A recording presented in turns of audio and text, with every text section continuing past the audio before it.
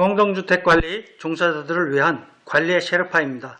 아파트 노승강기 교체에 대해서 알아보는데요. 들어 관리소에서 해야 할 일을 알아보겠습니다. 승강기 교체 주기는 장기수선 계획의 15년이에요.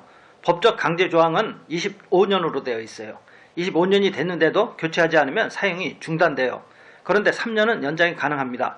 연장하려면 주민 동의를 받아야 하죠. 승강기는 최장 28년까지 쓸 수 있고 28년이 되면 무조건 교체하거나 정지시켜야 합니다. 승강기는 고가의 시설이라서 많은 비용이 필요해요. 대략 대당 1억 이상의 예산이 있어야 해요. 그래서 승강기를 교체하려면 예산 확보가 필수예요.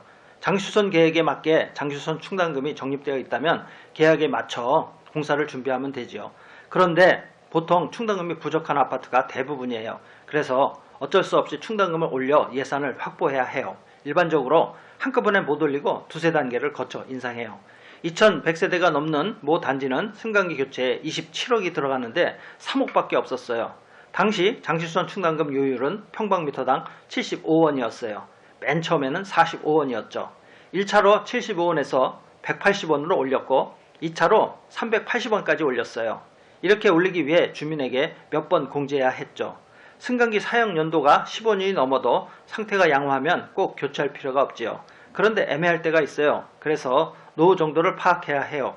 고장 빈도, 고장 정도, 수선비 규모 등을 보고 교체 시기를 판단합니다.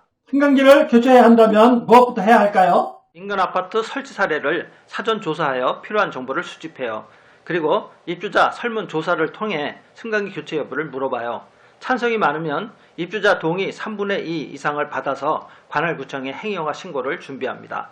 이러면 이제 승강기 교체를 위한 법적 준비가 됐어요. 이제부터 시작입니다. 승강기 교체 공사는 고비용의 대형 공사이기에 공사업체를 선정하기 전에 감리업체를 선정합니다. 그런데 감리업체 선정은 의무사항은 아니에요. 감리업체를 선정하는 이유는 공사를 하자 없이 하기 위한 일종의 안전장치죠. 저는 감리업체를 선정함을 추천합니다. 감리는 딱 주어진 일만 합니다. 감리에게 모든 걸 의존하면 안 돼요. 감리가 현장을 잘 모를 수 있으니 관리소장이 직접 챙겨야 할 일이 많아요. 그리고 승강기 교체 추진위원회를 만들면 좋습니다. 주요 사항을 이 위원회와 상의하며 일을 진행하면 되니까요. 감리업체가 선정됐으면 이제 시방서를 작성해야 해요. 감리업체와 상의하여 시방서를 만드는데 옵션 사항을 할 것인가 말 것인가, 선택사항은 어느 것으로 할 것인가 자세한 표를 만들어서 동대표에게 보고합니다. 어떤 것이 있을까요?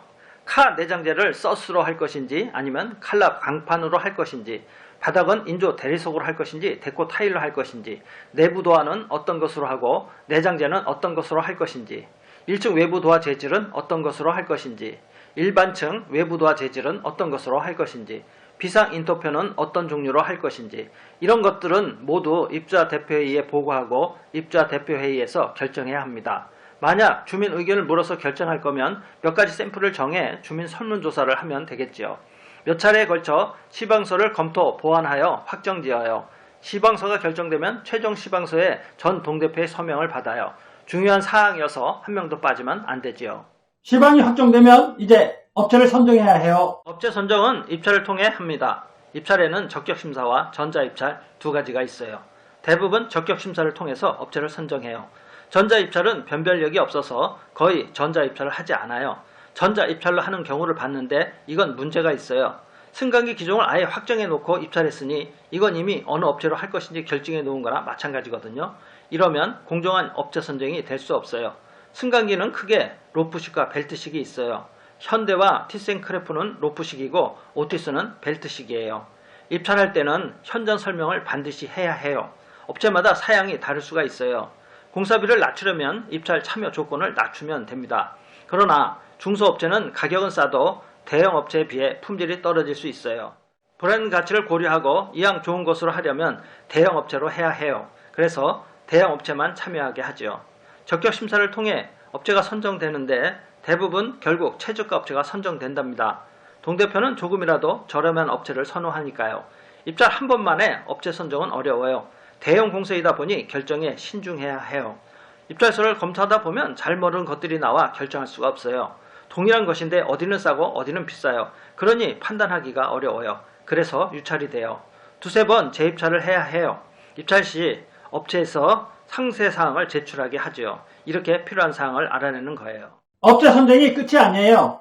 관리소에서 챙겨야 할 다른 일이 있습니다. 공사 중 주민 민원에 대비해야 해요.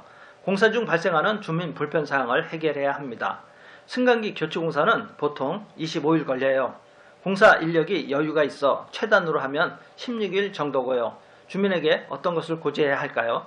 첫째, 승강기 교체 공사를 알리는 현수막을 설치합니다. 둘째, 동별 라인별 공사 기간을 고지합니다. 셋째, 승강기 사양 불가에 따라 미리 대비해야 할 사항을 알립니다. 공사 기간에는 택배 배달이 안 된다는 것, 무거운 물건은 옮기기 어려우니 쌀, 생수 같은 것은 공사 개시 전에 미리 사놓으라는 것, 병 간호 대상자는 병원에 미리 대비하라는 것, 거동이 불편한 사람은 거처를 옮겨야 한다는 것, 주차 공간이 부족하다는 것, 자재 및 폐기물 보관을 위해서 4, 5대의 주차 공간을 공사업체에서 써야 하거든요. 이런 것을 한 달 반 전에 미리 고지해야 해요. 넷째, 옥상에 금은망을 설치하고 안전 통로를 만들어요. 통로에는 타이머로 가설등을 설치해요. 계단 3개 층마다 간이 의자를 설치해서 중간에 쉴 수 있게 해요. 다섯째, 옥상 계단에 있는 자전거나 적재물을 전부 치워요. 안 치운 세대는 소방서에 연락해서 치웁니다. 승강기 공사 진행 순서를 알아볼게요. 1. 자재 입고 2. 자재 검수 3. 안전교육 4. 승강기 교체 작업 1번부터 4번까지는 공사 기간 동안 반복됩니다. 5. 공사 완료 후 설치 검사 6. 검사 지적사항 즉시 보완 후 재검사 7. 승강기 검사 합격 후 운행 승강기는 제자리 잡는 데 시간이 걸려요. 한 번에 딱 맞게 물리적 공간에 최적으로 맞춰지지 않아서 몇 차례의 조정이 필요합니다. 이상 승강기 교체 공사에 대해서 알아봤습니다. 많은 도움이 되시기를 바랍니다. 도움이 되셨으면 구독, 좋아요 부탁드립니다.